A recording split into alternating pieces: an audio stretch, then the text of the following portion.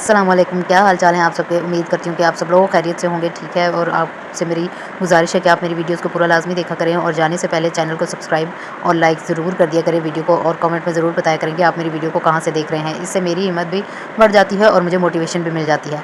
दूसरी बात यह है कि मुझे अम्मी की तरफ जाना था, तो मैंने कहा कि मैं सबसे पहले अपने बच्चों के कपड़े प्रेस कर लूँ, क्योंकि बाद में कपड़े प्रेस करने का टाइम नहीं मिलता। बच्चे मेरे तीनों सो रहे थे, तो मैंने कहा था कि इनके सोते हुए मैं अपने काम मुकम्मल कर लूँ।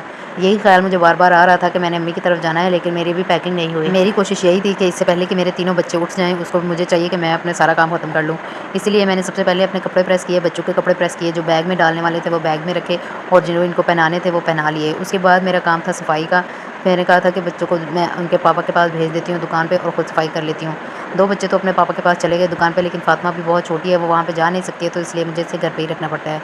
आप देख रहे होंगे कि ये जगह-जगह जा रही है और हर जगह को एक्सप्लोर कर रही है। इसकी ये बहुत आदत है कि हर चीज़ में घुस जाती है। ये बच्चे टॉडलर जब हो जाते हैं तो फिर इनका यही काम रह जाता है। मेरी सफाई ऑलमोस्ट मुकम्मल हो ही जाती, लेकिन फ़ातिमा रोने लग गई थी। इसने पैम्पर अपना भर लिया हुआ था पूरा, इसलिए मैं उसका पैम्पर चेंज करने चली गई थी। खामोश होते हैं, लेकिन जब माँ इनके इर्द-गिर्द आ जाती है, जब इन्हें मालूम हो जाता है कि हमारी माँ नज़दीक है या हमारी माँ हमारे बिल्कुल सामने है, तो फिर ये इतना रोएँगे कि ये माँ को बिल्कुल तंग कर देंगे कि ये हमारे या तो हमें उठाए या हमारे पीछे-पीछे फिरती रहे।